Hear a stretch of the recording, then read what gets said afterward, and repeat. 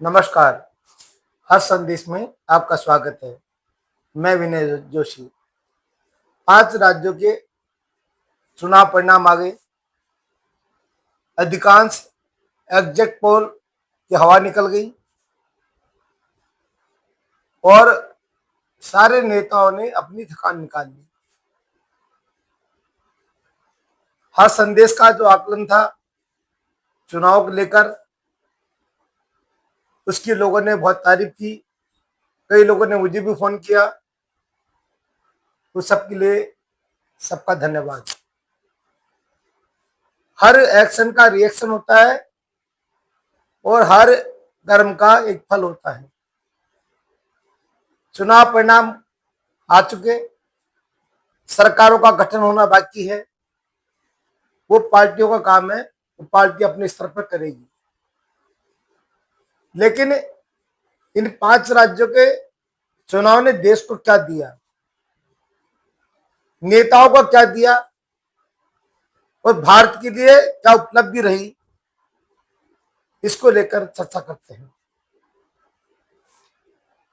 पश्चिम बंगाल का चुनाव सर्वाधिक चर्चा में रहा और जैसे पूर्व अनुमान था कि टीएमसी वहां पूरी तरह चुनाव हारेगी। ममता बनर्जी को जो अंदेशा था क्योंकि जमीन सरक रही है, राजनीतिक जमीन जा रही है, वो चले गई। ममता बनर्जी खुद चुनाव हार गई। 3 मुख्यमंत्री चुनाव हारे हैं।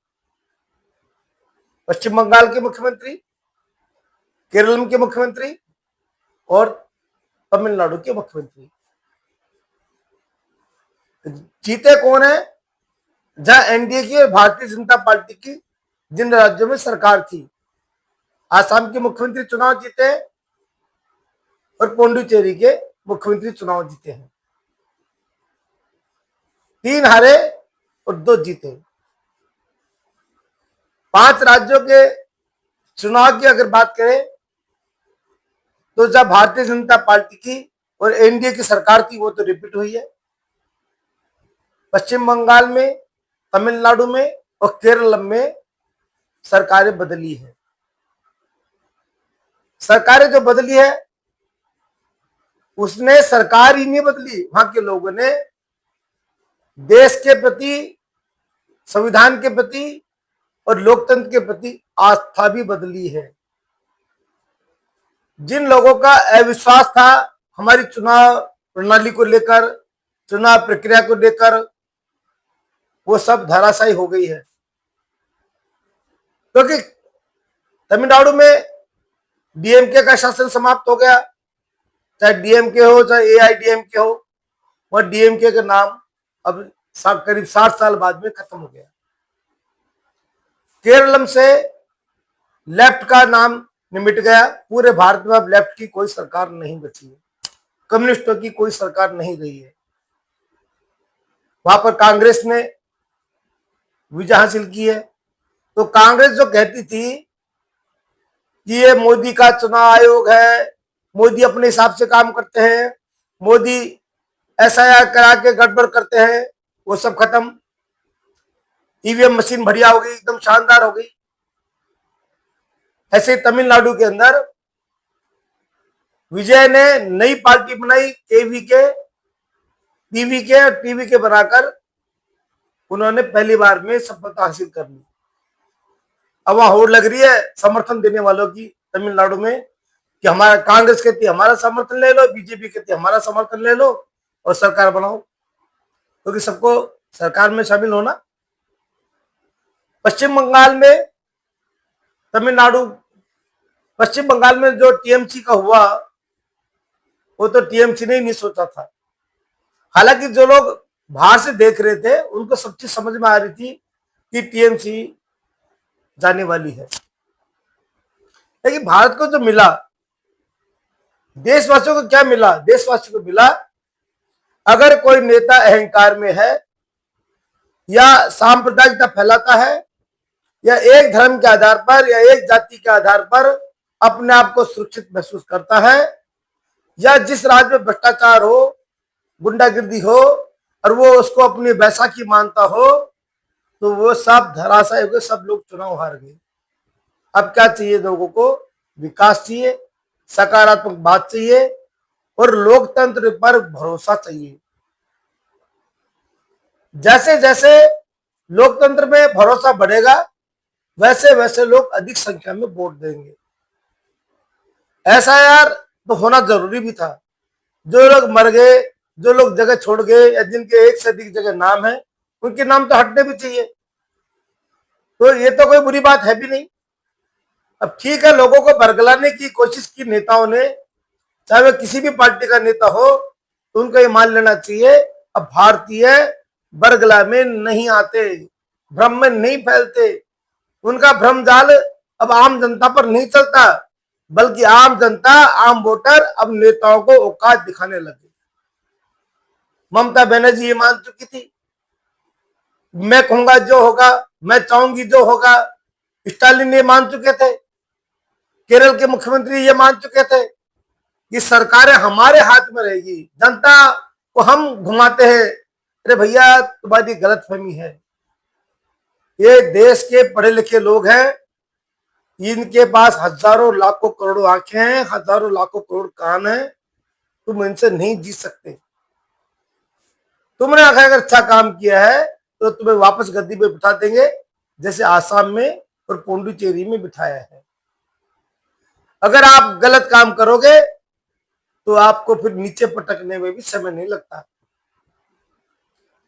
दूसरा बात ये हुई है, अगर मुसलमान संगठित होकर वोट डालते हैं तो है सहिष्णुता, वो सांप्रदायिकता नहीं कहलाती। और हिंदू संगठित होकर वोट डाल दे तो सांप्रदायिक। सबसे पहले उत्तर प्रदेश में कल्याण सिंह जी ने इस शुरुआत की। उन्होंने मंच में स्पष्ट कहा कि मुझे मुसलमानों की वोट नहीं चाहिए, और यही हुआ। बिना मुसलमानों के वोट के 222 सीट लाकर उन्होंने भारतीय जनता पार्टी की सरकार बनाई। उसके बाद में आसाम में हुआ। आसाम में मुसलमान ये समझते थे कि हमारे बिना कोई सरकार नहीं बन सकती। आसाम में भी भारतीय जनता पार्टी की सरकार बनी। उड़ीसा में बिना मुसलमानों के भारतीय जनता पार्टी की सरकार बनी। और पश्चिम बंगाल में भी ये सिद्ध हो गया कि मुसलमानों से ही सरकारें नहीं बनती, हिंदू संगठित हो जाएं तो उनसे भी सरकारें बनती है। और 5 राज्यों के चुनाव ने एक संकेत और दिया है कि अब जातिवाद नहीं चलेगा। जातिवाद धीरे धीरे समाप्ति की ओर जा रहे हैं। जो नेता जातिवाद की राजनीति करते हैं उनको अब सावधान हो जाना चाहिए कि आप अगर अब जाति की राजनीति करोगे तो आपका भी अब विदाई समारोह होने वाला है। क्योंकि अब 21वीं शताब्दी की जनरेशन आ रही है, नई जनरेशन आ रही है। वो आपकी जाति के जाल में फंसने वाली नहीं है। उनको आपका काम चाहिए, उनको भय मुक्त वातावरण चाहिए और उनको सकारात्मक बातें चाहिए। आप ये कहते रहो देश को उसके लिए बेच दिया, उसको गिरवी रख दिया। अरे देश किसी से बिकता है क्या? देश को कोई बेच सकता है क्या? कोई नहीं बेच सकता। तो आपका ये भ्रमजाल है ना, उसको लोगों ने खारिज कर दिया। अब देश के लिए इन 5 राज्यों के चुनाव परिणाम आने के बाद में सबसे अच्छी बात यह रही है कि यहाँ का लोकतंत्र और मजबूत हुआ है। चुनाव आयोग की निष्पक्षता बढ़ी है। मैंने आपको पहले कहा था ईवीएम गंगा जी में नहा के आ गई। अब ईवीएम का कोई मुद्दा नहीं रहा। अब तो नेताओं को काम करके दिखाना पड़ेगा। इन 5 राज्यों के चुनाव ने बता दिया। अब होंगे मुख्यमंत्री, हमने आपको सीट में बिठाया है तो हमें उतारना भी आता है। उतार दिया। 3 राज्यों के मुख्यमंत्री हार गए, अब हाय तौबा करते घूम रहे, मर गए रे मर गए रे। अरे पहले क्यों नहीं मरे? पहले ध्यान रखते ना इस बात का। पहले आप ध्यान रखते हमें गुंडागर्दी नहीं करनी, हमें भ्रष्टाचार नहीं फैलाना, हमें जातिवाद नहीं करना, लोगों का ध्यान रखना है। तो ये सबसे बड़ी सफलता रही है। और एक बात जो मैसेज इस चुनाव ने दिया है, चाहे वो टीवी के सर्वे सर्वा विजय हो जो फिल्म स्टार थे, या भारतीय जनता पार्टी के प्रचारक हो, या आरएसएस हो, इन सबकी मेहनत ने संकेत दिया अगर आप किस चीज को ठान लें और लगातार काम करते रहे, लोगों से संपर्क बना के रखें, तो कोई कारण ऐसा नहीं है कि आपके अनुकूल आपको परिणाम नहीं मिले। शर्त यह है कि आपको एक बंधन से मुक्त होकर काम करना पड़ेगा। आप एक धर्म को लेकर भी नहीं चल सकते, एक जाति को लेकर भी नहीं चल सकते, आपको सबको साथ रखना पड़ेगा। और जो कम से कम बहुसंख्यक संख्या है, जिन लोगों की बहुतादाद में जो लोग हैं, उनकी सुरक्षा का तो आपको ध्यान रखना ही पड़ेगा। नेताओं ने क्या सोच लिया, मुसलमान तो हमारे पीछे लगे हुए हैं, अरे आप उनके वोट तो ले लेते हो, उनको देते क्यों? आप देते समय कुछ सोचते हो क्या कि मुसलमानों को हम 30 साल से 40 साल से 50 साल से के वोट ले रहे हैं, तुम बदले में क्या दे रहे हैं? और भय किसका दिखाते हैं? भारतीय जनता पार्टी का। अब देश में 12 साल से भारतीय जनता पार्टी का शासन है, मुसलमान अपना को सुरक्षित महसूस कर रहा है। कौन सा मुसलमान असुरक्षित महसूस कर रहा है? जो आतंकवाद करता है, जो बदमाशी करता है, जो लूटपाट करता है, उससे तो उस मुसलमानों का मतलब नहीं है। तो अपराधी की कोई जात नहीं होती, कोई धर्म नहीं होता, लेकिन नेता क्या करते थे? एक भय दिखाते थे, भज्जुका दिखाते थे कि आप इसको करोगे तो ऐसा हो जाएगा, भारतीय जनता पार्टी पर वोट दोगे तो भारतीय जनता पार्टी आपको खा जाएगी, आपको निगल जाएगी। मुसलमानों, भारतीय जनता पार्टी को वोट मत दो। वो सब भ्रम दूर हो गया। उत्तर प्रदेश में शासन 10 साल से चल रहा है, कोई मुसलमान गया वहां से?